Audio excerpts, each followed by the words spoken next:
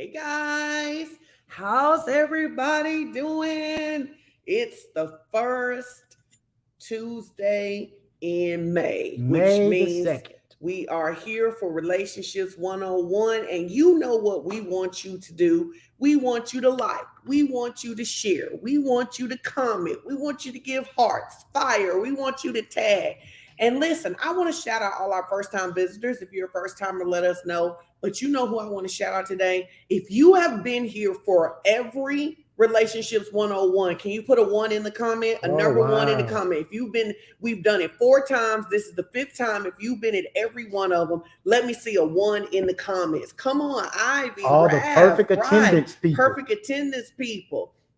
Greater favor is a teacher pet because she put Three books right there. We like it, right? Oh, we love this, Dewan. Yeah.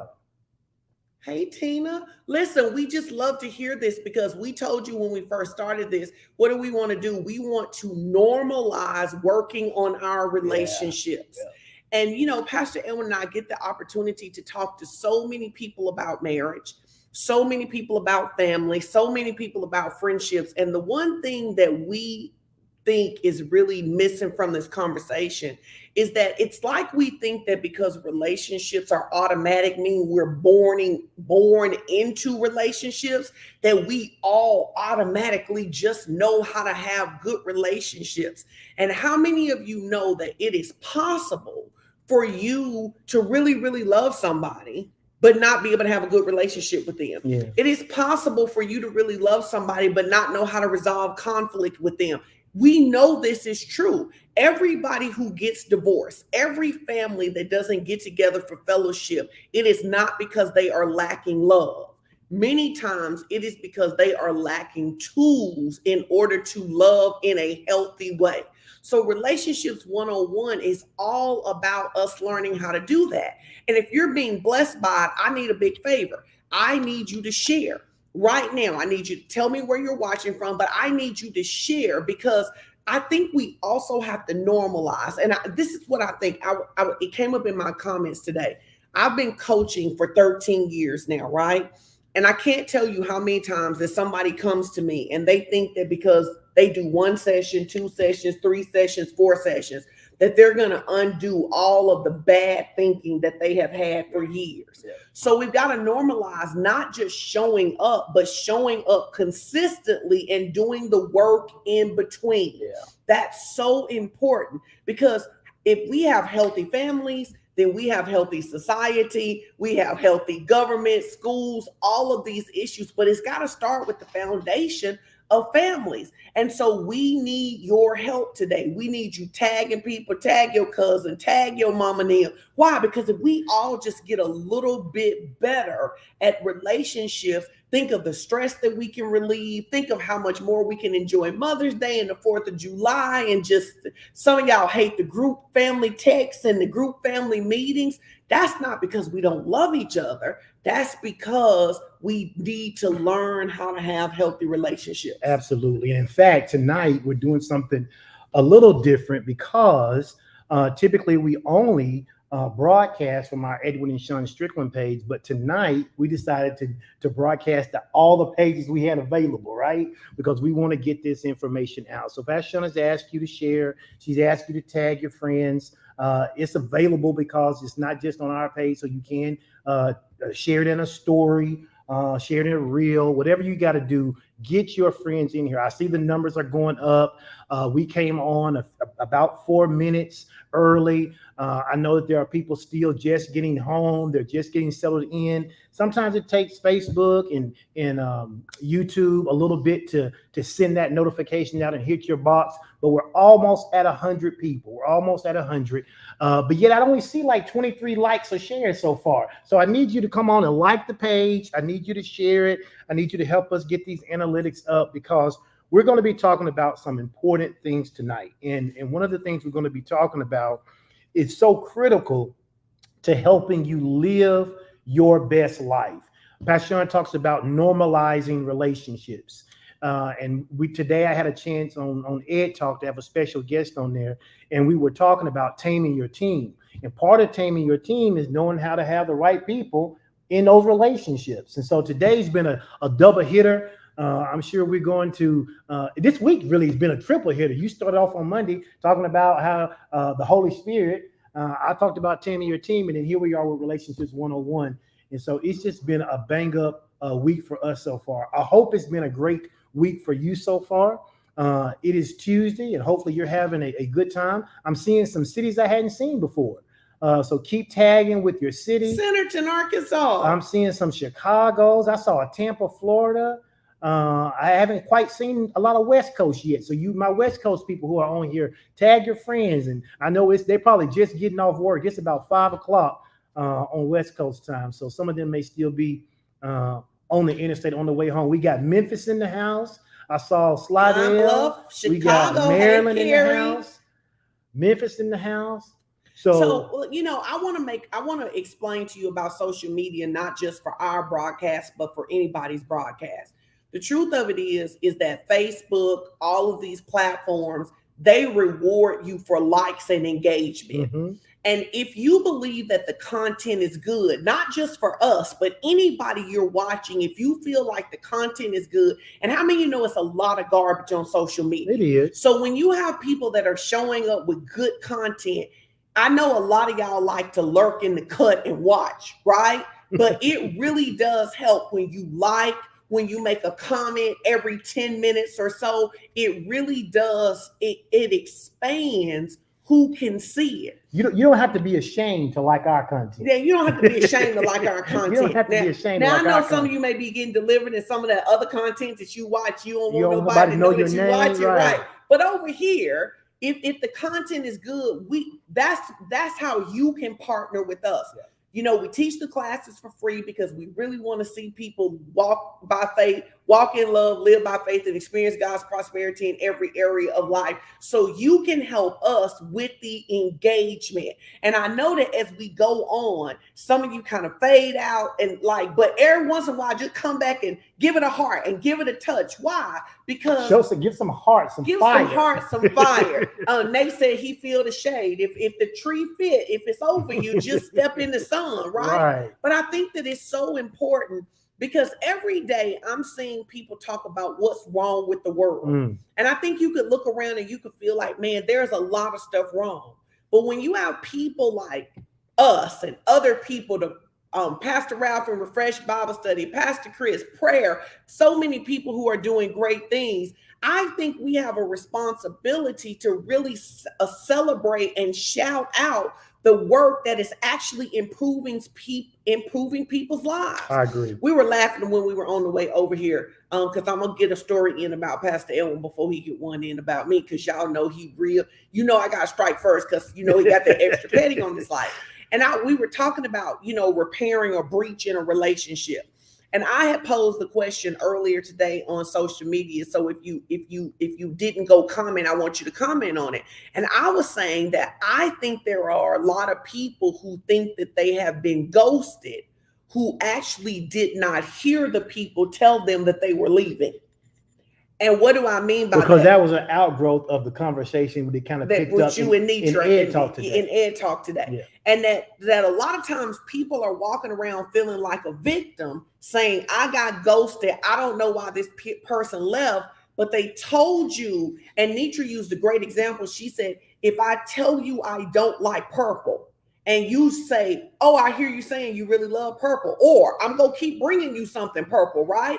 And that sometimes we were talking about how a lot of times people are not self-aware. So I was laughing because years ago, y'all say years ago, Pastor Edwin and I, he wasn't Pastor Edwin then, I wasn't Pastor Young. We was having this discussion and he said, we was having this. We can be honest, it was years ago. You was probably arguing. I wasn't. Okay. And I'm going to say this. I was because who was yelling? I was yelling. He was yelling. And he says to me, because this is important to repairing a breach, because sometimes in a relationship, both people don't know they have a breach. Everybody don't know that they have a breach. Y'all need to share this. And this is so important because depending on how you grow up, and I'm going to set you up. I'm going to set you up real nice if you work with me, okay? You grew up in a family that did not necessarily talk about conflict until it exploded. Okay. I grew up in a family where we just kind of said whatever was going on right there in the moment. So what would happen is that we would have an exchange and it would be over for me, but not for you. Would you agree with that?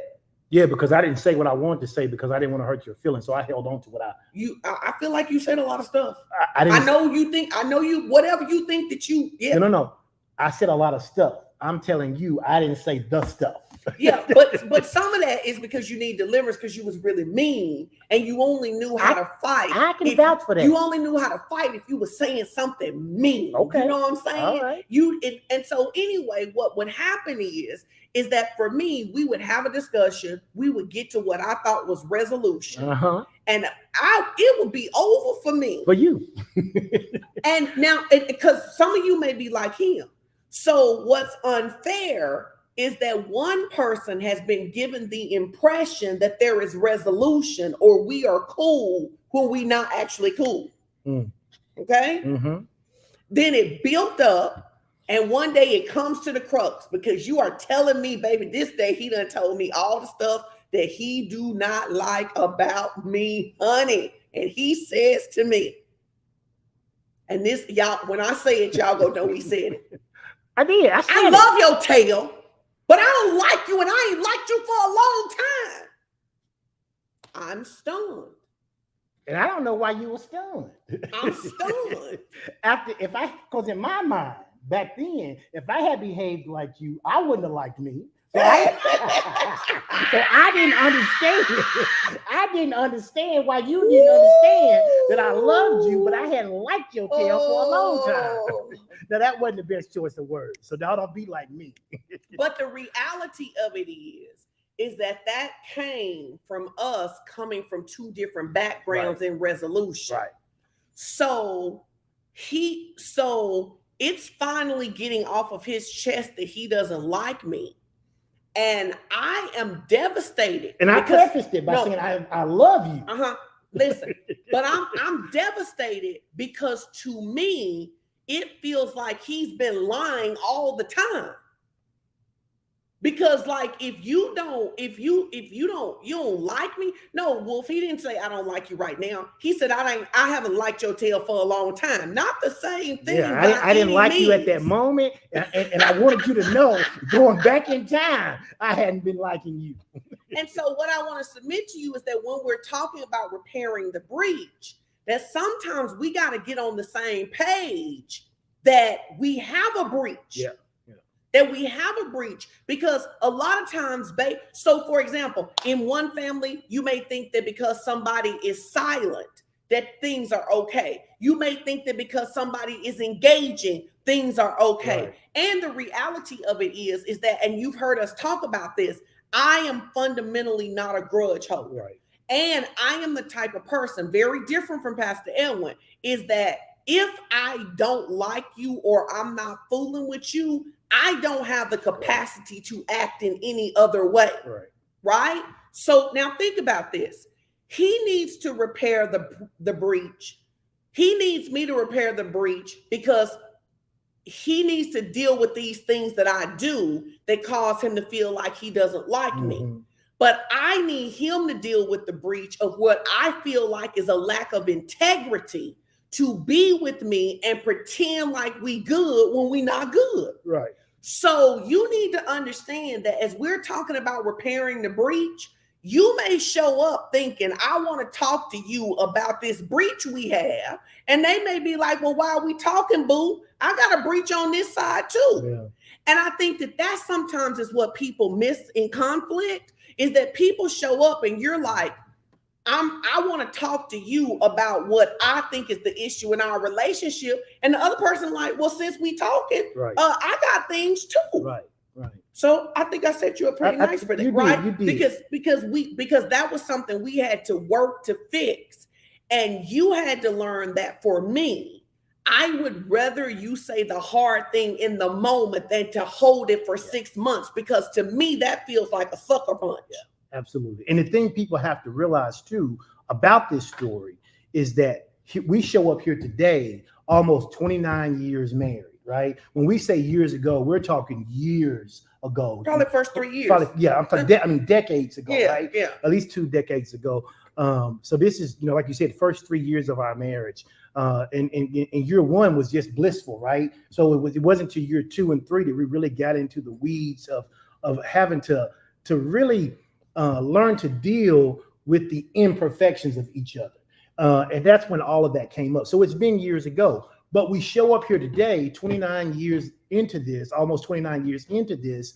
We didn't just repair the breach because we went, okay, let's repair it. It was a lot of learning that we had to do, which is why we love Relationships 101 so much, because it gives us a chance to throw out some of the nuggets that we used in order to repair our relationship to where it is now. And we've taken those tools to learn how to use those tools with our kids, with our family, with our coworkers, with the people our friends, the people that we minister to. And so it's interesting because I went back and I just made a list of just what we've talked about so far. Shout out again to all the people. We got about 165 people right now watching from the various platforms. And again, if you've been here for all 4 of Relationship 101 Live, don't forget to put a 1 in the chat. Put a 1. We want to shout out all of the people, whether you watch them live or on the replay, you were here, you watched them, right? But in January, we started off talking about this idea of blame shifting, which, was big for us, right? I mean, this idea of, man, I'm unwilling to accept this blame. When something is my fault, I'm going to find a way to shift this back on you to get this pressure off of me. And that resonated with a lot of people, and it hooked a lot of people into saying, oh my God, that's me, or that's my spouse, or that's both of us. Baby, I think that one, we had more engagement. Everybody was like, oh my God, I shift. Because you got to be an incredibly mature person to never shift blame. You do. I mean, I'm talking like Jesus walking on water. I think the rest of us, because the truth of it is that one of the hardest things to admit is something that we know is that I'm not perfect. Mm-hmm. And it's one thing to know I'm not perfect. Yeah. It's another thing for you to say that I'm not perfect, absolutely, right? Absolutely. And that's something, and I want y'all to put that in the comments. I'm not perfect, because we got to give ourselves permission to be, that we can be amazing even though we aren't perfect. We can be growing and becoming even though we're not perfect, but I'm not perfect. And I think the more, for me, I got better at not shifting blame when I realized I did not need to be perfect for us to be together. Right. Okay. And so that was January. We came back in February where we just started talking about building trust and respect, because we said that when you learn to build that trust and respect, it can get you out of that blame shifting category, because now you're not trying to show up as perfect. Right? Because I love, trust, and respect you and your imperfections, and vice versa, and vice versa. Mm-hmm. You said vice versa hard, like I wasn't gonna say. No, I said vice versa. Like, I mean, I'm saying you to me, because I have a lot of imperfections, but I know that you love me and respect me in spite of those, right? Okay. And then we came back in March, and March was really good because we got into some meat and potatoes kind of teaching. We were talking about how to have crucial conversations while using our conflict resolution skills. Ooh, who's been practicing that? And so hopefully, I got a lot of comments after March's session. A lot of comments, which actually brought us into last month's conversation, which was very interesting. It was more revelation maybe for you than for other people on the live. We started talking about mastering the art of apologizing. And we went through, what does an apology look like? What does it include? We talked about the apology languages, how people don't receive apologies all the same way, that certain people need certain things. And if you want to really build a relationship and you really want the relationship to grow and to flourish, that you have to not just show up the way you would want to, but you have to understand what the other person needs. And then we said it was just as important to know someone's apology language as it is to know their love language. It is. It's just as important. And listen, let me tell you how Pastor Edwin gave me a lot of grace, because I totally derailed his notes. And y'all know teachers don't like for their notes to get derailed. Okay. But I got delivered. And so I was like, listen here. But let me tell you, he said to me about 5 times, you took that in some place I didn't intend for it to go. Yes, but I took my freedom and some other people did too, right? Listen, look at Taryn. She said, and I'm still practicing on not apologizing for not intentionally hurting others. And I said to you, I said, that is one of those moments where you think it's going some direction, but something else needs to happen. But today, y'all, Well, I'm something gonna else work real happened. hard. I'm gonna work real hard to stick with these notes he got right here, right? Because you know, teachers, they be acting funny if you mess up these little notes, honey. Even if the people got free. Well, we want people to get free, right? And so today, we're going to attempt to talk about repairing the breach. You so shady. We're going to attempt to talk about repairing the breach, how to fix a relationship when it's had a hiccup, or it's had a bump in the road, or it's gotten thrown off track, or there's been miscommunication. Because the truth of the matter is, if you do life with people, at some point there's going to be the potential to have misunderstanding. Oh yes, there is. There's going to be the potential to have that relationship to morph into something that it had not been. Oh wait, somebody just said, and it was a guy, I think that's cool. He said he started apologizing. He said, no, I'm not sorry. See, I'm telling you, you helped a lot of us, baby. He said that he literally stopped himself. Yeah. And said, no, I'm not sorry. I'm not sorry. No, listen. Well, it's funny too, because us. you've been really working on it a lot. The first week or so, I would have to point it out to you, but you've been doing pretty good since then. But you also noticed when me, you, and Keyshawn were in Vegas, how often people say they're sorry. And I was pointing out to you how often people say they're sorry about things that they don't have to say they're sorry for. Yes. So it was a good lesson. Well, good. Okay. I'm glad y'all enjoyed. So now we're talking about repairing the breach, guys. This is what everybody needs to understand. It is not if conflict, it is when. It's not if you do life with anybody any length of time. It is not if conflict, it is when conflict. Now, all of the other lessons we taught, they're teaching us what we can do to minimize conflict, what we can do to when we're in conflict. But how many of you know that even knowing the apology languages, even someone giving you an apology in the perfect language does not mean the breach has been repaired? That's right. That's right. And I think that we have to get more prepared for what to do when there is a breach. Yeah. We can't ignore a breach, because a breach is like a virus. And if we ignore it, it's going to eat the relationship up. We have to know that doing life with people, no matter how much we love them, at some point, somebody's going to injure somebody. Somebody's going to say something that they shouldn't have said, that they shouldn't have said. Somebody's going to hear something the wrong way, and you're going to end up with an issue. Now, a lot of those things, if we built trust and all of that stuff, a lot of those things can be healed pretty quickly, right? Yeah. But here's the problem when we have a breach. If we have a breach that we're not working on, even the little things can't be healed easily, right? So we have to do this work to not just be committed to love each other in good times, but to love each other as we repair the breach. Yeah, and I think we have to keep in mind too, you know, it's kind of like when you do some kind of financial teaching and you say, you put that disclaimer out there, right? You know, where people have to invest at their own risk. We are not financial advisors, blah, blah, blah. I feel like we need to do that tonight. We're not telling you that every relationship is repairable. Right. We're not telling you that every relationship needs to be repaired. What we are saying that it is possible to repair relationships, and just because there's been a breach of some sort doesn't mean it has to be thrown away. Obviously, we're believers, so we believe the thing that you should always do is pray and ask God about what relationships need to be restored or fixed. And then if he says, yes, it needs to be fixed, then here are some tangible, scientifically proven tools that you can use to repair that relationship. But keep in mind that restoring a relationship sometimes is a journey. It's sometimes a journey, and it's not smooth sailing. I want to say this again because I want to make sure that you hear this.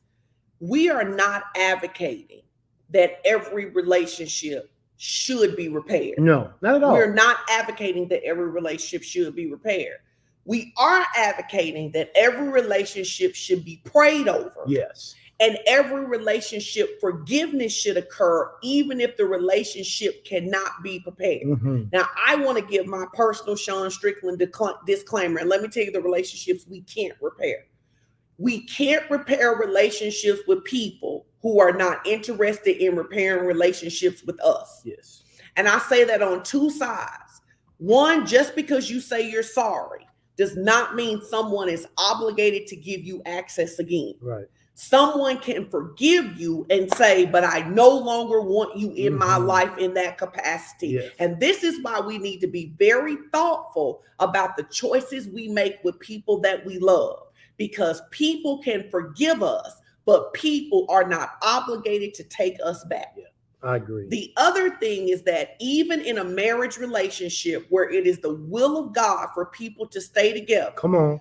God will not force someone to love you. Yes. Now, I always have to pitch this because you were not in the women's ministries. And in the women ministries, there is a lot of programming that we can pray hard enough and fast hard enough and sex hard enough to make someone want us that no longer wants us. Well, And I am telling you that prayer is not a tool of manipulation, that it is possible to marry someone that God intended to stay married, and that person decide that they do not want you anymore. And now you are up praying at 5 o'clock in the morning for someone that has no interest in you anymore. And I personally think that that is extremely dysfunctional, and we have injured lots of women in the body of Christ. I agree. Because women are being taught save it at any cost, and men are saying give her back to the streets. So I just those are my disclaimers.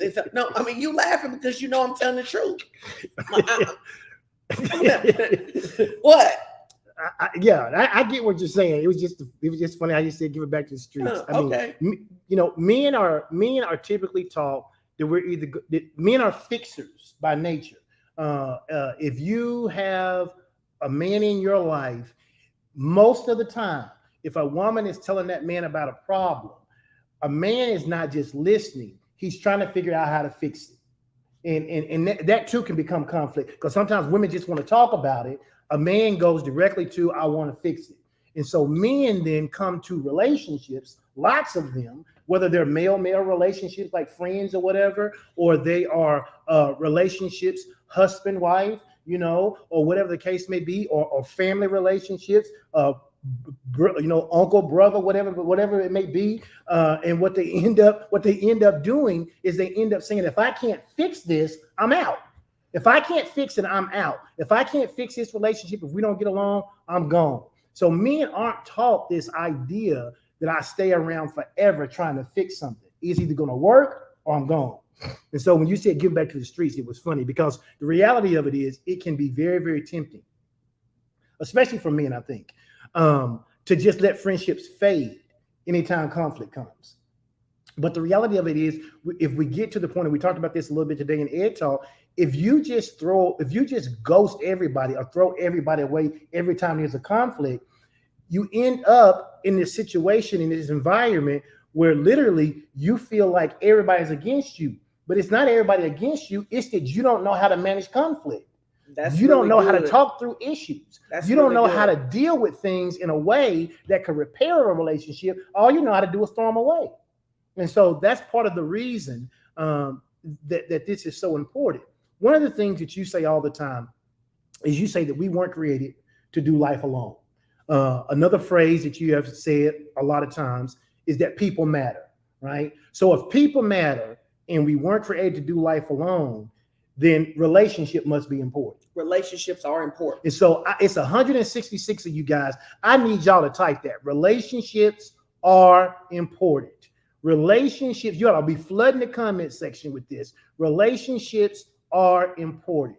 In fact, there is an author. Her name is Lydia Denworth, and she wrote this book called Friendship, The Evolution, Biology, and Extraordinary Power of Life's Fundamental Bond. That was the book that she wrote. And in that particular book, she says a lot of things, but the one thing she says is that relationship, and I thought this was interesting, is carried in our DNA. It is how we are wired. We come here hardwired for relationship. We are. In fact, if you take a baby and that hard wiring for that relationship is not in that baby, they eventually call that failure to thrive. Why? Because that baby when it's born needs to have that bond and that relationship with his mother, with something that causes connection. If it doesn't cause that connection early, there are different things that happens in the brain that are not supposed to happen and has an adverse effect on the child.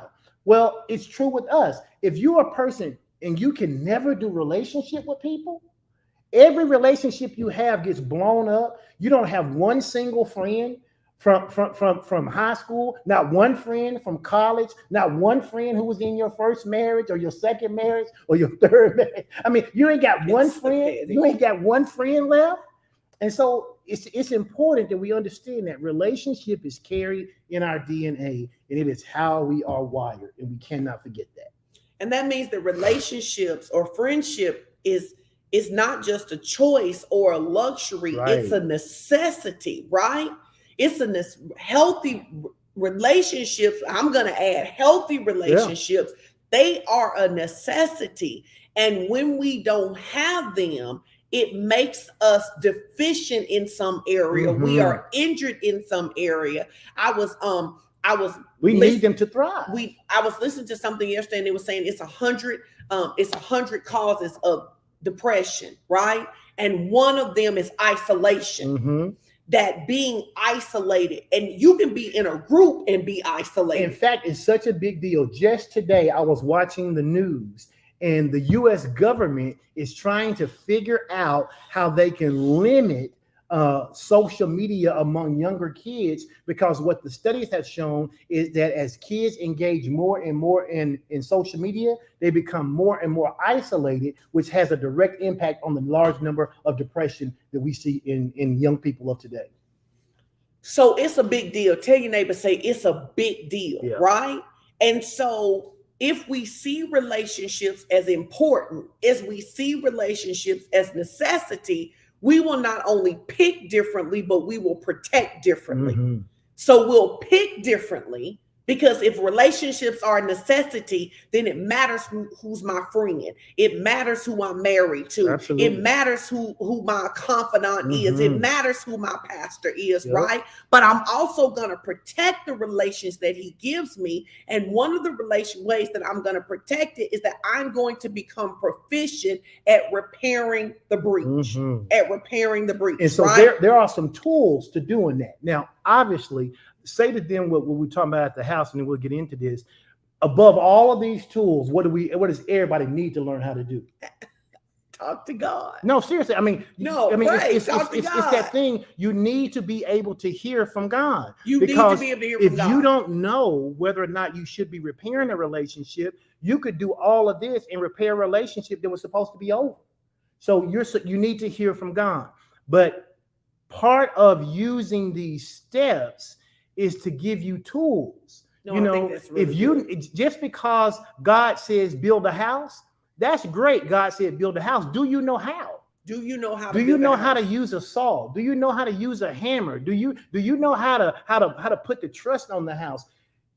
You get a word from God, and then you need the instructions to carry out that word. And so that's what we're attempting to do here. No, I think that's a really good point, because one of the things that I always ask people when I counsel them in marriage, I say, what did God say to you about this relationship? I know everybody doesn't necessarily agree with this, but I do not believe that everybody who got married, God put them together. Mm-hmm. And I think the bigger issue is that people don't know that God put them together. One of the things that anchored me in the tough times is I didn't just love you. I had a word from God that we were supposed to be together, right? So to me, prayer is foundational, because like you said, You can do these tools with somebody that you should have left a long time ago. Mhm. You can do these tools with somebody. You can be trying to repair a relationship with your best friend because they was your best friend in college, but they are not your best friend now. They have demonstrated to you that they are actually an enemy to your destiny now, right? So for me, I'm always going to start with, what did God say? Now, for this purposes, we are going to assume that God told you to repair the breach. Right. We are working from the assumption that you don't just want this relationship. You don't just want it because y'all got kids. You don't just want it because y'all was in Girl Scouts together, but that you believe that God has a destiny purpose for this relationship. So now, with that as the framework, here's what we got to do. Yeah, we got to get into these ideas of what we need to do to repair these relationships. You want to take the first one, or you want me to do it? I can do it, but you told me to do the evil ones. Oh, okay. I may have. I couldn't remember. So here's what we're just going to walk through these, okay? So the first thing you have to do anytime that you are going to repair any kind of breach in a relationship, and I don't care whether it's a family relationship, whether it is a romantic relationship, whatever it is, you have to be mature enough to be able to acknowledge what the issue is. Acknowledge the You have to acknowledge the issue. It is important for you and for the other person as well to be honest and open about the issue. And here's what happens, especially when there is conflict. When there is conflict, sometimes you can have two people who were involved in the exact same situation, but they saw it so different. Oh, God. It's almost like one person was in one multiverse and one person was in a different multiverse. It's like they weren't even in the same house or in the same car or in the same vicinity when the thing happened. And so you have to be able to reach a point where you are mature enough to acknowledge the issue. And you have to be able to talk about the issue and what caused the actual breakdown in the relationship. Now is not the time to begin to assess blame. Now is not the time to begin to say, well, I feel this way because, or if you hadn't done that. What we're doing in this stage is we're simply acknowledging what the issue is. We have to be open and honest with ourselves, and we have to be open and honest with the other person about what went wrong. We have to be able to acknowledge the problems that caused the breakdown in the relationships. And sometimes that's the most difficult thing, because most people don't address issues in a relationship, most people, until they reach a boiling point. So by that time, there's a multitude of small cracks. And what we're trying to deal with is the major one that we can see, the one that has caused the rift. But the reality of it is there have been lots of little things that didn't get taken care of. But you can't spend time trying to fix all the little things. You almost have to do this thing called backwards design. You have to fix what the major issue is. What was that proverbial straw that broke the camel's back in this relationship? You have to identify what that is. For instance, let's say it's a husband and wife. And if trust, and we talked about building trust in our second, I believe, Relationships 101 in February, we talked about building trust and respect. If trust has been broken due to infidelity, whether it's sexual infidelity, whether it's financial infidelity, any kind of emotional infidelity, whatever kind of infidelity it was, it has to be acknowledged, and specific actions need to be addressed and talked about, because if not, then the person who feels aggrieved, they don't feel like you're acknowledging that. And how can you fix what you haven't acknowledged? That's really good. It's also important to acknowledge your role in it. If there's financial infidelity taking place in the relationship, you can't just say, well, money ain't that big of a deal. I won't do it no more. You just need to get over it. That's not acknowledging the pain, the insecurity that was caused by that financial infidelity, right? Well, I love that you use financial infidelity, because the truth of it is that money is a bigger deal to you than it is to me. It is. Right? And the truth of it is that there are money mistakes that you could make that would be a lot easier for me to forgive and work through than for you.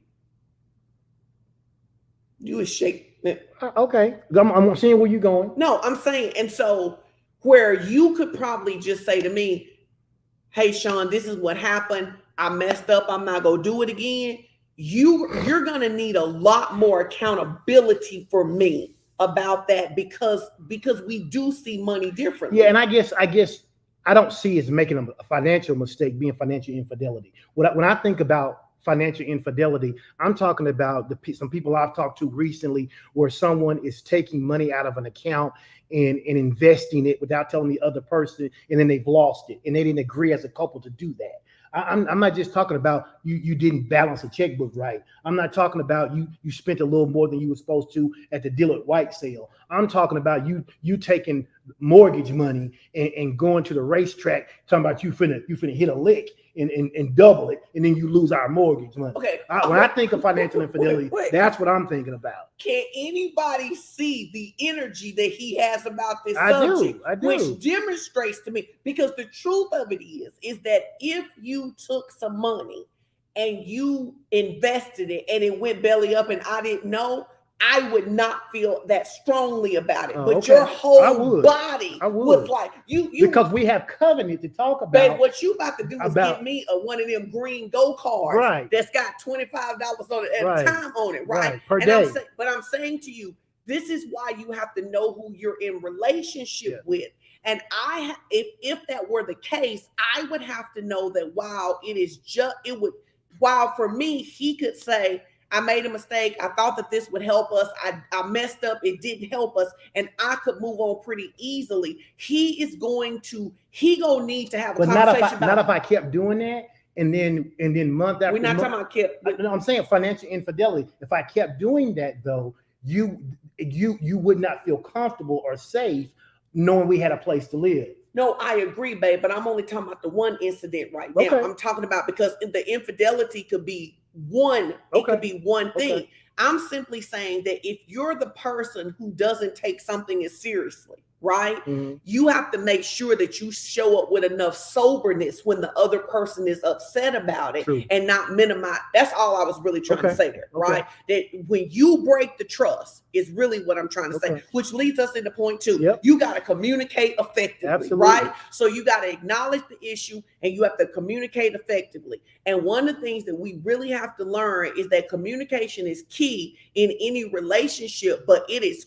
critical when we are trying to restore something. So what I was trying to say in point 1 that I clearly didn't communicate well is that for me, I understand that if I breach something like that for you, I have to show up fully prepared to be accountable, fully prepared to give you a lot of details, and fully prepared to answer questions multiple times. Yeah. And I think that sometimes in communication, the person who messed up, right?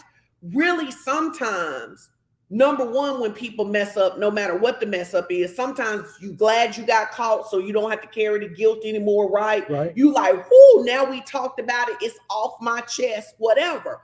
But let's stick with financial integrity. Okay, let's say that I've been taking money for 5 months and I've been feeling guilty about it, right? But it's not till I take it for 5 months that you really realize that we have a problem. Right. So I could show up like, I'm just glad I got it off my chest to be able to tell it, and now we can move on. But it's new to me. But it's new to you, and that's what I'm saying. That sometimes when we're in the communication, the person who has known about the thing, the person that's been dealing with the thing can want to dump it on the other person, right? And want the other person to just say, I forgive you and let's move on. Right. Well, the other person needs lots of clarity and understanding.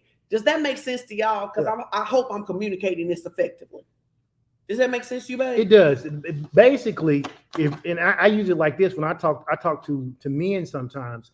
And when they've messed up, what I say to them is you got to be mature enough and you got to be man enough to, if you want this thing to work out, to be able to eat this humble pie. And it ain't always easy. And when you mess up, you don't want to hear about how you messed up over and over and over, but you've been messing up. You've had time to process it all. When you give it to someone new, it's new for them.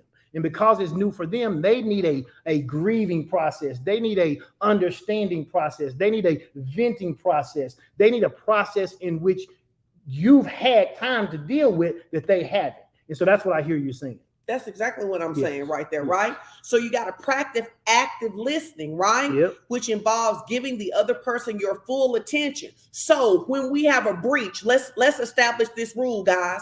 Anytime we're talking to somebody who has a breach, what we're not going to do is watch TV or be on our phone. Right. Because it says, I don't respect how much I've injured you. And we've I talked don't about this, care about practice, about active listening, how important it is. how important active listening is, right? So you got to give the person your full attention. You got to ask clarifying questions. You got to summarize what they've said to ensure understanding. But I'm telling you, if your spouse, if your kids, if your mother, if someone comes to you and they say, I'm hurt, I'm injured, I'm upset, you got to do this.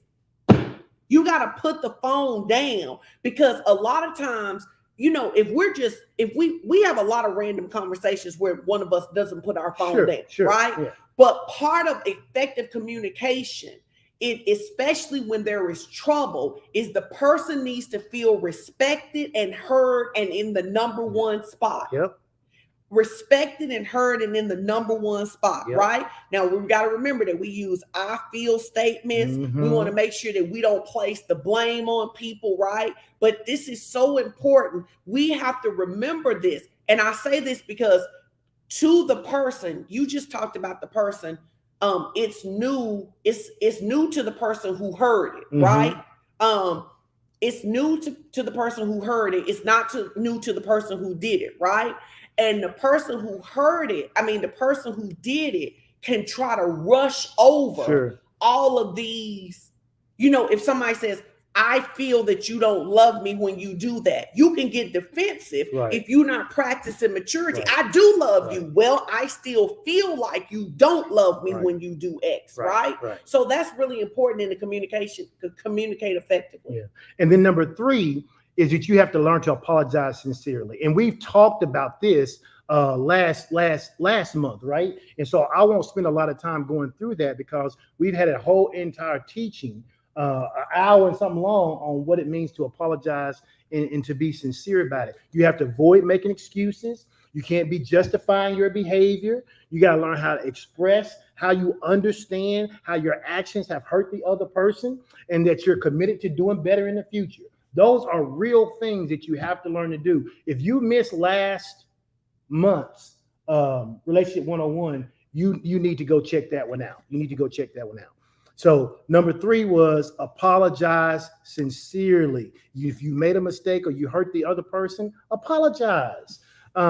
Be sincere. And as you said, I love what you said. Don't try to rush through it. Don't try give to rush the other through person a chance to acknowledge or to tell you what else they need for them to be able to receive that apology. Because here's a question when we talk about apologizing. Keep teaching when the kids go. Okay, when we talk about apologizing sincerely, guys, think about it like this. Have you ever injured someone and after the injury, no matter what it is, you feel the shame and the guilt of what you did?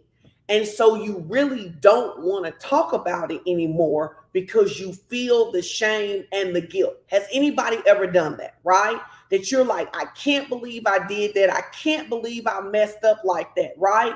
And because you feel the shame and the guilt, now you want to rush the other person through it. I wonder if anybody could admit that you've ever done that. It's like, really, I just want you to accept my apology so I don't have to keep looking at the mess that I made. That's a mistake. That's a mistake. That's when we got to say, but I'm the one who injured you. So because I'm the one who injured you, because I'm the one who broke trust, because I'm the one that hurt your feelings, I have to give you the space to work through that. And I think I love that you, Sophia, said it was selfish on my part. But in that moment, you got to remember, guys, that our natural defense is to protect. It's to avoid pain. So I'm not necessarily doing it to be selfish. I'm doing it because I don't want to be in pain. And because I don't want to be in pain, I want us to move on. But is my trying to move on the pain, past the pain, causing the person I hurt more pain? Do you see what I'm saying? That's it. So like for example, the example Pastor Edwin has, because this is his section, he had to go take care of one of the kids. It says, I'm sorry that I lied to you about where I was last night. I understand that I broke this trust, and I'm fully committed to being honest and transparent in the future. How many of you know that that is a perfect textbook apology? Perfect textbook apology. How many of you also know that for most people, that is not enough and the conversation is not over? They good? Yeah. Okay.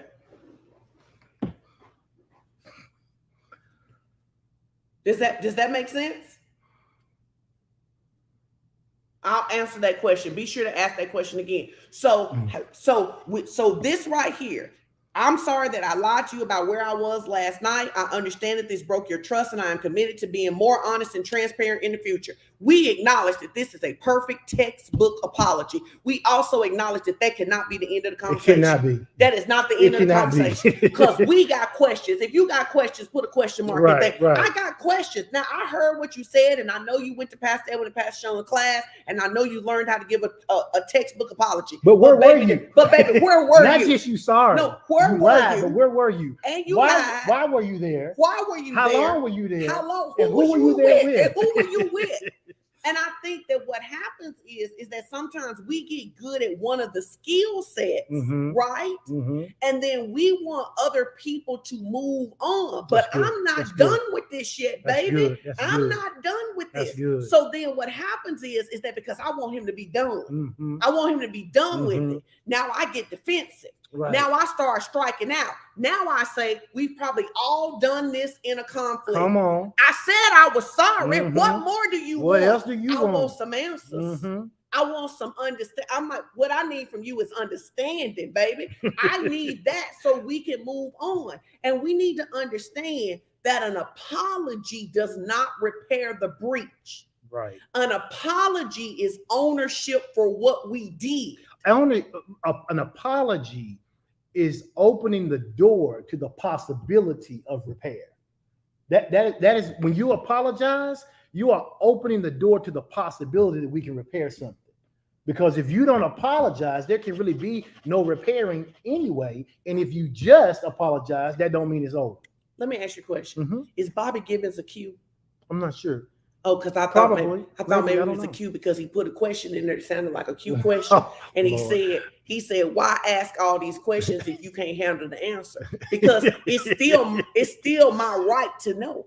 It's my right to know. And it felt like, and he had on a purple shirt and I couldn't see it, but it felt like, so now we got to set realistic expectations, right? One, if I'm the person that's apologizing, I need to understand that it is unrealistic to believe that because I said I was sorry, even in your language, that's the end. He the bros. Yeah, Bobby. I'll talk to you about it later. I'll explain it to you later. I can't do this. Don't do y'all like that. You know how y'all act. Y'all just go. No, listen. Look at Joshua. Right. Joshua said not a question from the bros. So I think that this is important. We have to set realistic expectations. Number one, don't expect everything to be resolved immediately. I think that is so key. Don't expect everything to be resolved immediately. And this is not just husband and wife relationships. These are friendships. These are relationships at work, at church, at home. When something's been breached, and even though you may desire for it to be fixed, they may desire for it to be fixed.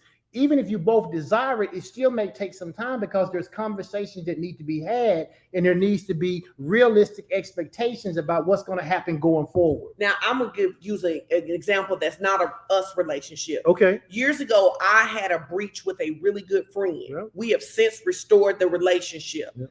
Our big problem is that we had a third friend that we thought we were all equal. So over time, what would happen, it would be like, if me, Chris, and Strick are friends and we do a lot of stuff together, then it becomes the assumption that if Chris say Strick said something, you just assume it's true. So over time, me and the person that we resolved our issue, we ended up getting a lot of bad information from the third person that wasn't true. Now, the mistake that we both made is we didn't talk to each other. We just assumed the other person was acting in good faith. And we ended up with a mess. It actually probably took us 4 years before we came back and had a conversation. When we both realized how we had been played because of our immaturity to have a conversation, we had to decide how we were going to fix it. If you were going to fix it, once we decided we were going to fix it, we had to decide how we were going to fix it. And one of our things that we set up, that we have this rule now 10 years later, is that if anybody ever tells us the other person said something, we immediately pick up the phone. Immediately. Because we don't have the luxury to do that again. If we ever do that again, it's blown up forever, right? And we had to both own that we made a lot of assumptions, but then we had to own the fact that how did we get to the point that we could make those assumptions about each other and deal with some stuff? So we had to set realistic expectations. That means, go ahead. I'm sorry. There was a question Ms. Tucker had. I can't see it now because it scrolled up a little bit. She said, I understand we need to heal. What's the expected behavior during the time period? Are we to act ugly with each other and still, I think, treat each other like human beings? This is what I would say to you. If you can be upset, but if you want restoration, you need to act like it. Right. So you can be upset, you can be angry, you can be hurt, you can be disappointed. But a person who wants restoration needs to act like it. I say to people all the time, if you cannot get over, for example, infidelity, okay? If you don't get over, if you can't get over infidelity, if you say you're gonna get over infidelity, you don't get to be calling me out my name because I'm 5 minutes late from Walmart. You don't get to be going off on me and giving me the silent treatment. If you want restoration, you need to act like it. Now, what you can say is you can say that when you 5 minutes late like that, it make me wonder what you're doing. And I want to say some ugly words, so I'm going to walk away right now. But what you don't get to do is you don't get to abuse me because I injured you. If you cannot move on, move on. And we tell people that. If you can't move on, people that if you can't move on, you have to move on. Now, that doesn't mean, because I think some people hear that and they think, well, that doesn't mean that I injure you. I say I'm sorry. You ask me a question. The next day I'm like, you ain't moving on. That's manipulation. You don't get to do that. A person has, and you don't get to determine. I say to men all the time when I talk to them, I say it to women too if I were talking to them, but I talk to a lot of men, and I say you don't get to determine how long it takes for the person you injured to heal. All you get to do is to show up and be the consistent person you said you're going to be while they're healing. Absolutely. And that is the key. I don't get to determine, well, it's been a month and you still hurt. Saying that is insensitive.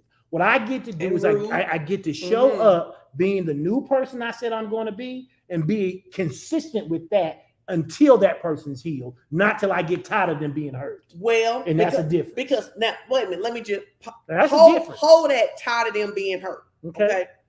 Because you have to be consistent, but I don't get to talk bad to you. No. And I think that sometimes people believe, because you grew up in families like that because you are upset with someone, you can handle them any kind of way that you want to. If you say you want the relationship to work, let's go back to financial infidelity. Sure. You now don't, every time I spend some money, get to say to me, that's why you ain't no good with money and you ain't gonna never have nothing. And that's why, you don't get to do that. No, you don't get to do that. I can own I made a mistake. I can understand that I have to give you a different level of accountability with my account because I wasn't faithful. But you don't get to call me names. You don't get to embarrass me. You don't get to cold shoulder me. You need to act like you want restoration.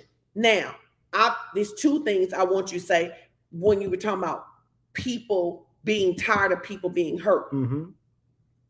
Talk about that. No, I'm just saying, I mean, if I injure you, and we can just stick with financial infidelity. Let's say that I've been taking money from one of our accounts that we said we weren't going to take money from, that we were saving money to buy a house, and you didn't know it, but I've been taking money, and I done bought me some Jordans, I bought me a gaming system, I bought me some rims, you know, I went out with the boys and spent a little money or whatever, and you thought I was spending that money out of my own account, but come to find out, we get ready to buy a house, we finally find the house we want to buy, and we need X amount of dollars for the down payment. You think we have it, and I go, oh no, we're about 30 grand short.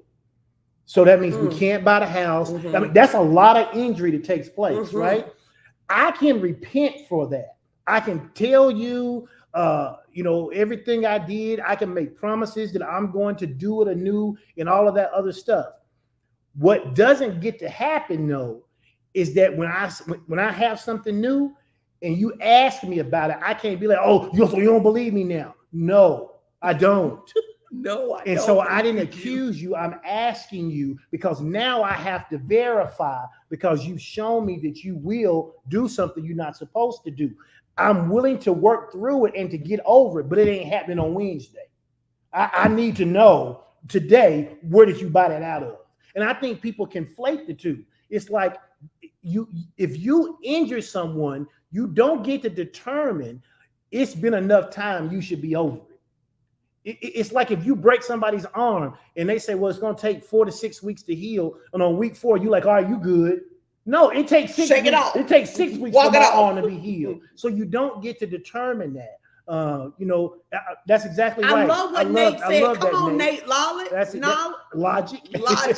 That's exactly right. Restoration does not exclude accountability. I think everybody should take restoration does not exclude accountability. That's right. Now, I want to talk about the flip side because I think Everett said, do people do that? Like, I'm being serious. Clearly, you just haven't counseled enough people or talked to them. People do that all the time. It is what people's natural inclination is, more so than not. It is what people do. People injure, and because they want to stop the pain of knowing they hurt someone they care about, they just want it to be over. They just want it to be over. Now, let me say this. What you also don't get to do is to keep the person to punish them. Right. So I know I'm not going to really forgive you for cheating, for spending the money, for picking your mama over me, all of that stuff. And I tell you I want to work it out, but I really just want to keep you so I can make you miserable and feel like crap every day, because that's something I see as well too. Because I want to cause you as much pain. Because I want to cause you as much pain as you cause me. Right. Don't keep somebody just to punish them. True. That's true. You don't get to keep me just to punish me. That's right. So you don't get to rush past somebody else's pain.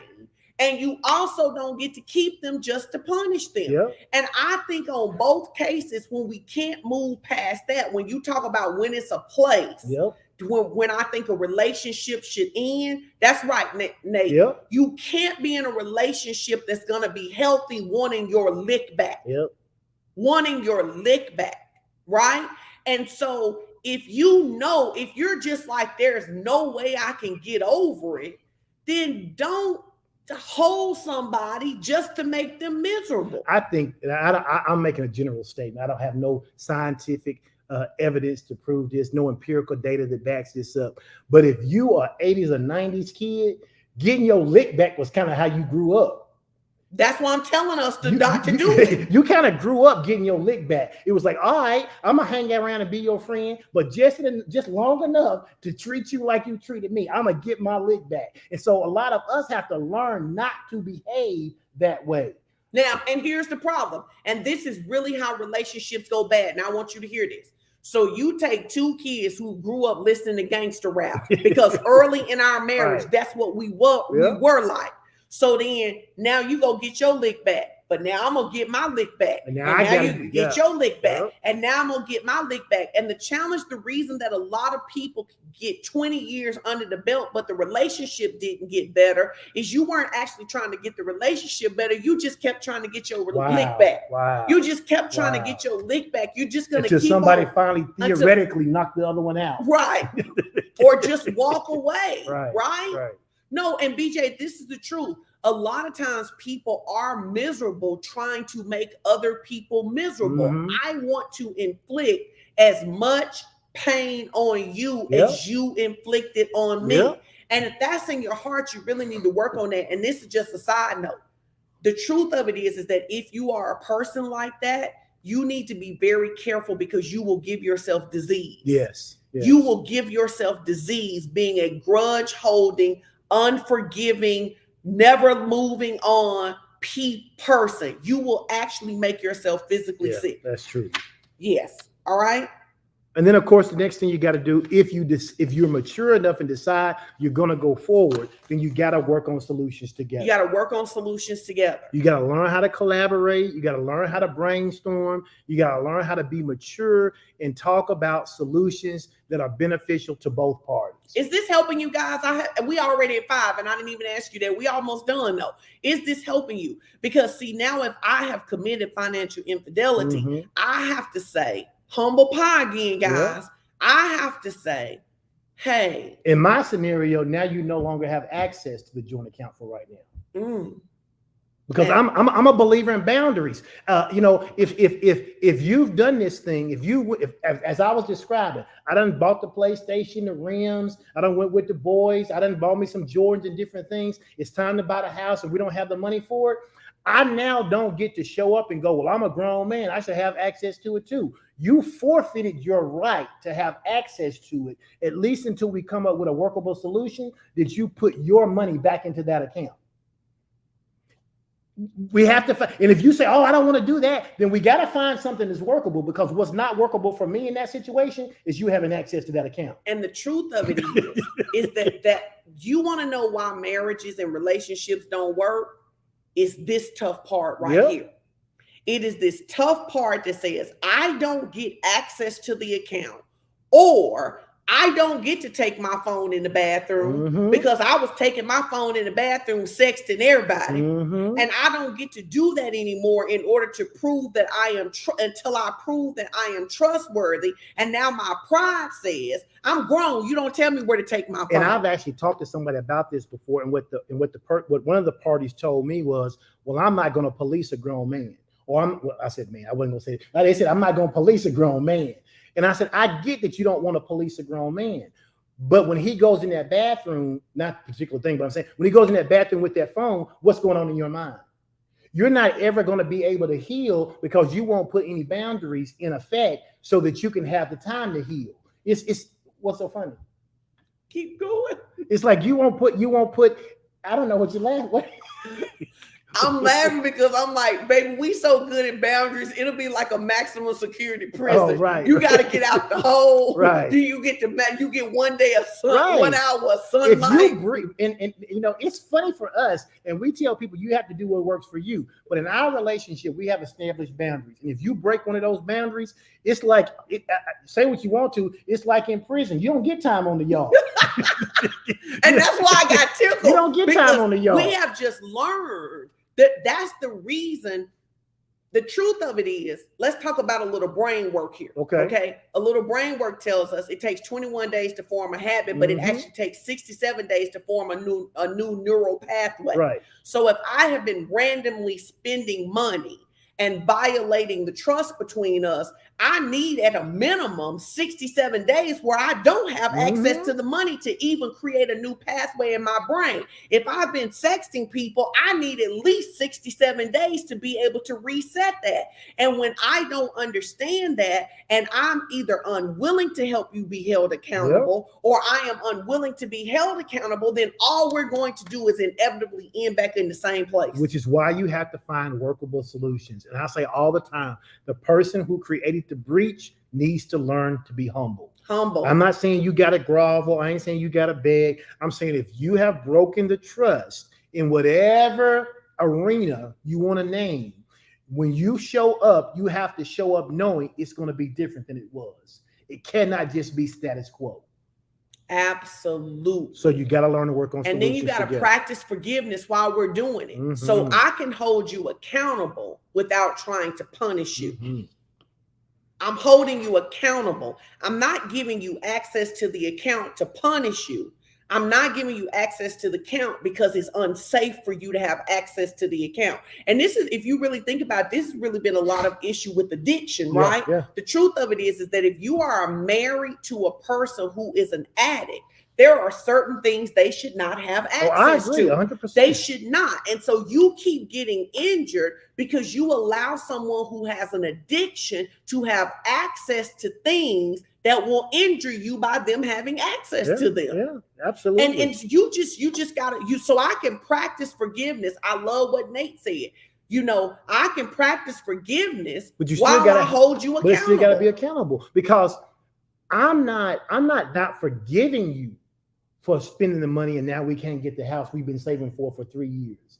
What I am doing is restricting your access to do this same thing to us again as we build going forward. That's not holding a grudge, because if I was holding a grudge, I would say this: you can never have access again. I'm saying I need to see some new behavior in your life before we can do this, before we can try this. I need to see some new behavior. Number 7, invest time and effort. Time and effort. Restoring a relationship takes effort, commitment, and time. Yes, it does. Make an effort to prioritize the relationship and invest time and energy into building and maintaining. This may involve making time. For us, this absolutely does. Absolutely. It say may, but we do. Yeah. We make time for check-ins. Regular check-ins.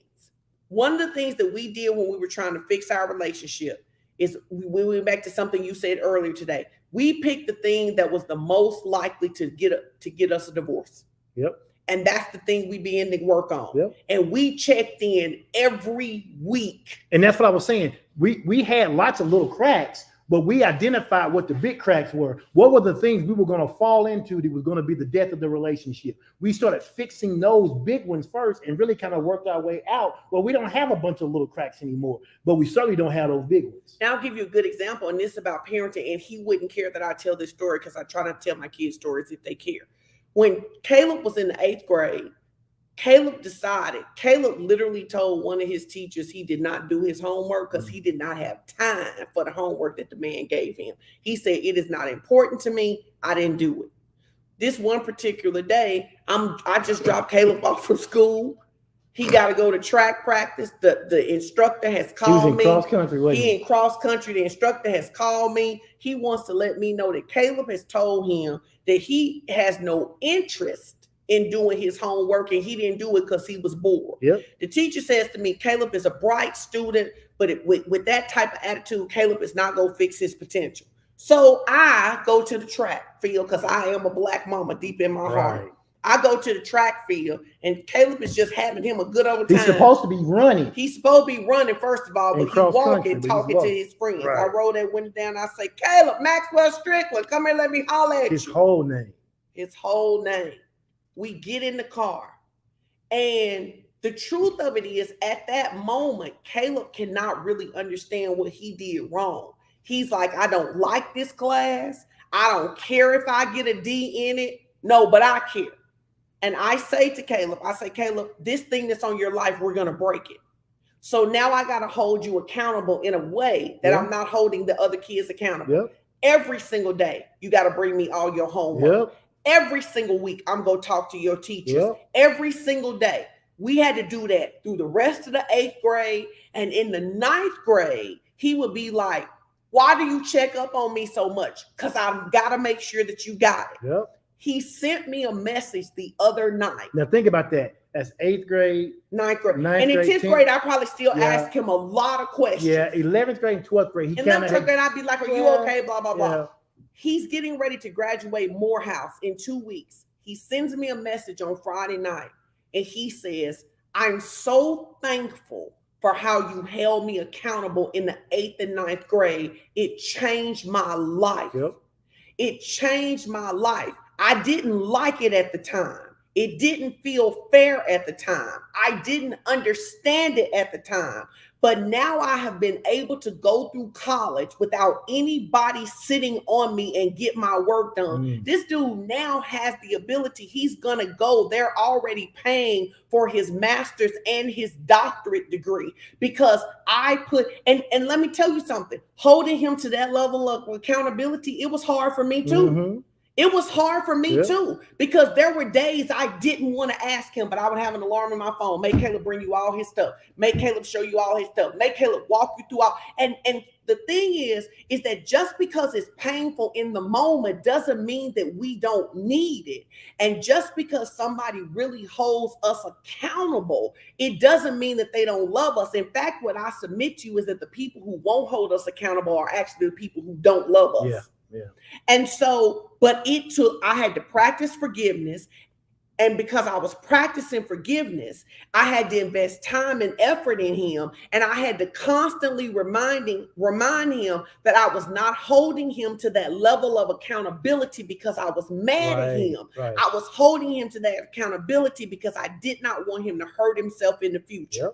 And I think sometimes we have to say, I have to hold you to this level of accountability, because if I don't, we're not going to have a relationship. Absolutely. If I don't, our marriage isn't going to make it. If we don't fix this, there's not going to be any us. If we hadn't fixed that, Caleb never would have got into Morehouse. And so we got to stop running away from the tough work, the accountability work, the practice work, right? And that's why it's so important that we forgive, because people should not feel like, or they should not be able to legitimately feel like that our accountability is punishment. Right. Absolutely. All right. And so those are the 7 things that are necessary as tools are concerned, if you're going to be able to repair relationships. Now, just like anything in life, sometimes there are prerequisites. Okay. And so there's a couple of prerequisites we want to talk about as we end tonight that you need to consider as you get ready to move through these 7 steps with whatever relationship it is that you've already asked God about repairing. And he says, yes, I want you to repair. Okay. And number 1 is you need to think about, before you have this difficult conversation, you need to pause and reflect, right? You need to think of some specific moments when the relationship has brought you joy and excitement. You need to replay the positives of the relationship. And then you need to use that memory as an inspiration to maybe write down some things you appreciate about the relationship. Why? Because what it does, it puts me in a different state of mind. I'm not just going in just focused on the thing that needs to be repaired and having my defenses up. I'm thinking about the quality of this relationship. Why is it worth being saved? What is the benefits of it?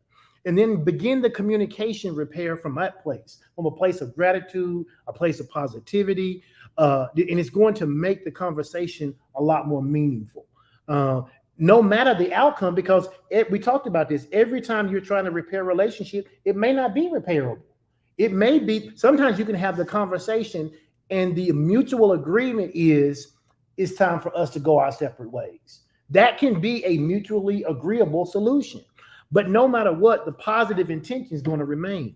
Even if there is still tension, and even if you still need to take or continue the relationship on a pause, you end up at this place where you can appreciate the person rather than being angry at the person. That's good. And so that's one of the prerequisites. Take a moment, breathe, reflect on the positivity of the relationship before you get into the conversation. Number 2, we have to remember that we differ in how we deal with conflict. Everybody does. Everybody differs in how they deal with conflict. Yes, we certainly did. And we got to realize, are you a person who needs time to process? Because if you're a person that needs time to process, I can't see that as disrespect. Mm-hmm. You're not disrespecting me. But again, like we talked about in one of our earlier sessions, I can't use processing time to avoid confrontation. That's right. But we got to respect how we deal with conflict and how we and how we process information, how we hear information, and how we work through that information. Yep. We need to realize that after we have had a big conflict, that it's going to take time to settle into our normal post-conflict mode, Yep. right? And that there may be some lingering uncomfortable feelings that we have to come back and address in order to fully work And through. you need to be aware of that before you start down the road of using these tools to repair this relationship. And then lastly, one of the things you have to consider prior to this repair of any relationship is you have to consider the one thing, the only thing in life that's constant besides God is change. Change is always happening. It's constant.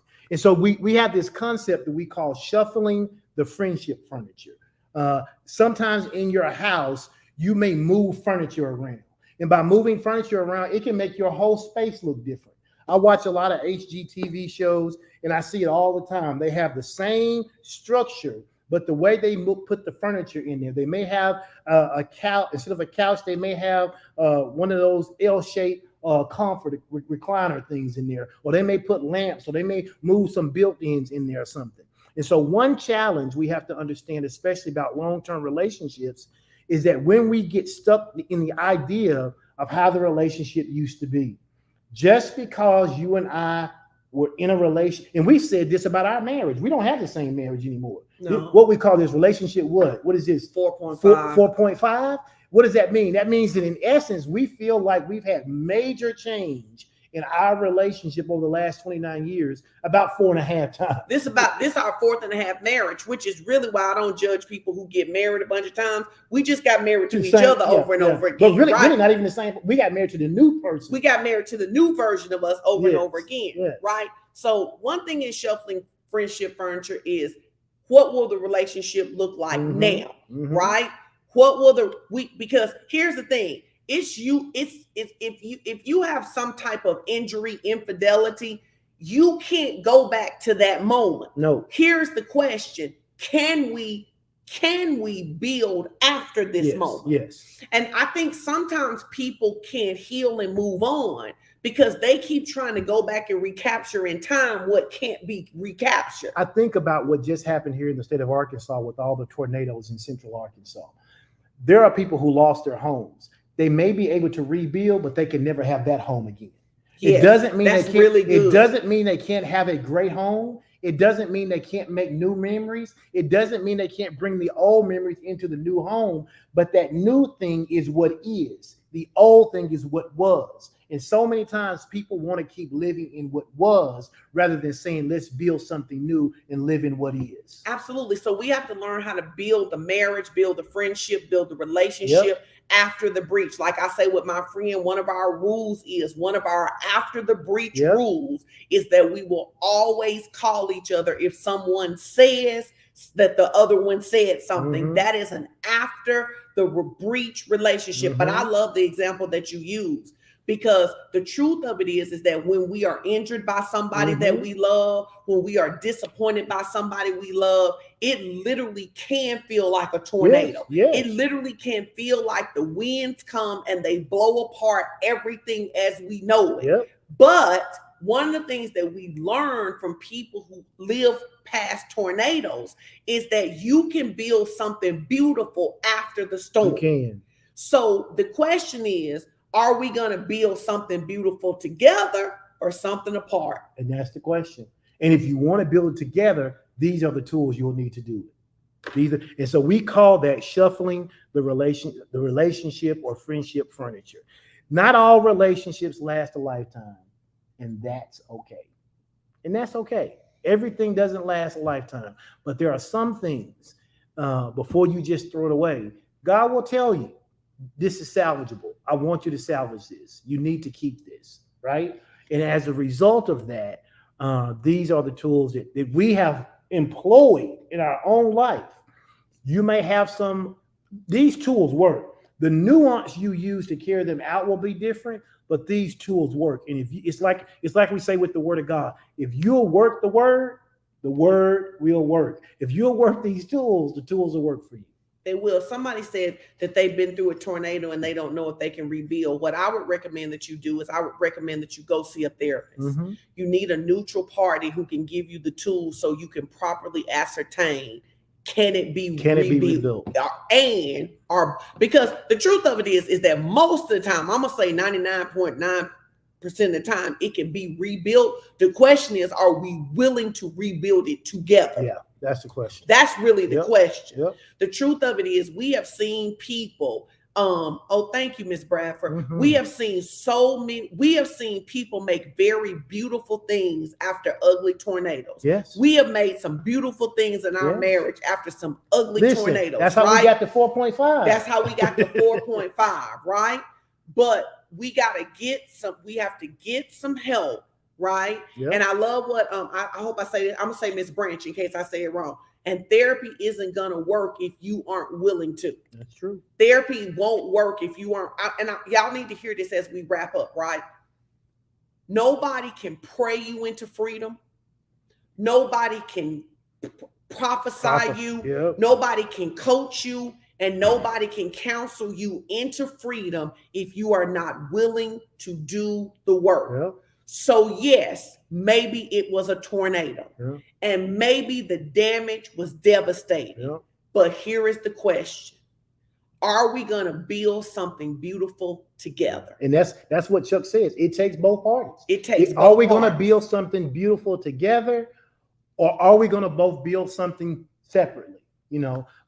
It's interesting because people ask us, they ask sometimes, well, what was the thing that made you and Pastor Sean decide to make it work? And I tell people all the time, you and I at one point only agreed on one thing: we were going to be happy. We were going to be happy. I didn't say with each other either. We decided we were going to be happy. The second thing we decided was it was going to be with each other. And it was like, hey, and so since we both decided we were going to be happy, and since we both decided we wanted to be with each other, then we knew we had to roll up our sleeves and do the work, because it wasn't going to get better just by hoping it was going to get better. So now we get to share, some of the tools and some of the strategies that we've used to build our life. And so listen, if this was a blessing to you, thank you guys for hanging in there out with 90 minutes exactly so far. And so we're about to end, but we appreciate you guys for coming. Listen, the next relationship 101 is going to be the first Tuesday in the month of June. That is June 6th. Wait, I got to say this. That's June 6th. Because we said choose happy. And I got to say this. But the Bible says, happy is the man that feareth the Lord. And because fundamentally I'm a Jesus girl. So I got to tell you this. When we were talking about happy, we didn't just mean happiness in any kind of way, because for both of us, it was important into our happiness for us to obey God. And I have to clarify that, because I know that in the world, there is so much language on just being happy. But scripture says, happy is the man that fears the Lord. So for me, and for him, our happiness was that we were going to obey God. So I got to say that, because I know a lot of times people think that just because anything make them happy, they should do it. And I want to make sure that you know that that is not what we are saying. We are not saying you should be happy and do whatever the heck you want to do, even if it violates God. That's not what we're saying. That's called hedonism. But you got to tell the people. We are not talking about hedonism. We are not talking about hedonism. Right. We're talking about being happy in the Lord and what he called us to be. We both felt like he had called us to be married to one another. Yes, because that's what we were. That's what we said. We were standing up in front of the preacher.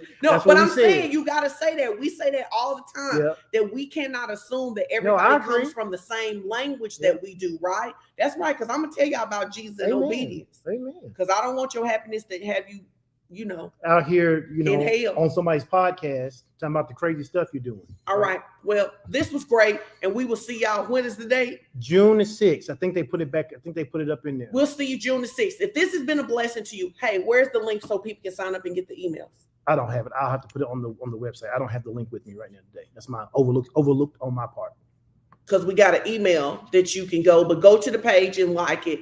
And listen, we'll see y'all next month. But if this was a blessing to you, I need everybody to bring somebody with them next month. Come on, you do that? Bring somebody. Everybody bring somebody with you. Yep. Now, as we go, I'm going to ask you to do what I always ask you to do. As we're closing out, you put in the comments, what is your biggest takeaway from tonight's lesson? Yes. Your biggest takeaway from tonight's lesson. All right, we'll see y'all June. Hey, how you doing? We'll see you guys. Mark your calendars. Don't wait till June 5th. Mark them now. June 6th is going to be the date. Don't wait till the day before. Put these comments in here so we can see them as we're going off. Oh, Tanisha says she brought somebody tonight. Thank you. You know, once again, if you're a first-time visitor, if you're still here, it's 140 of you still here. If you are a first-time visitor, this is your first time joining us for Relationship 101, just use a little emoji and put your hand up or something. Or put the number 2. I don't know. We used 1 already. Put the number 2. Put the number 2 number 2 up. when you're still here. We would love to see who our first-time visitors are. So somebody, Latanya said, beautiful resolutions are possible. That's right. Yep. Oh, this is her first time, and she invited somebody. Oh, good. Come on, Medlock's first time. I love this. We are wired to be in relationship. Miss Lowe, good to see you. Hey, Julie. All right. Tootie Huxtable, that's cute. What stood out to me is ask God first, then use the tools. Make sure this is of God and His will. Miss Strickland. There's another Strickland out there. An apology doesn't repair the breach, and you can't rush the injured person's time to heal from the injury. I love this. Amen. This is so good. You cannot. If this was a blessing to you, share it. Tell somebody about it. Setting boundaries is not a point, not a punishment. We will see you guys next month. Yes. And listen, all you first-time visitors, we want to see you back next time. And thank you for joining us for Relationships 101. We appreciate you all. Have a blessed night.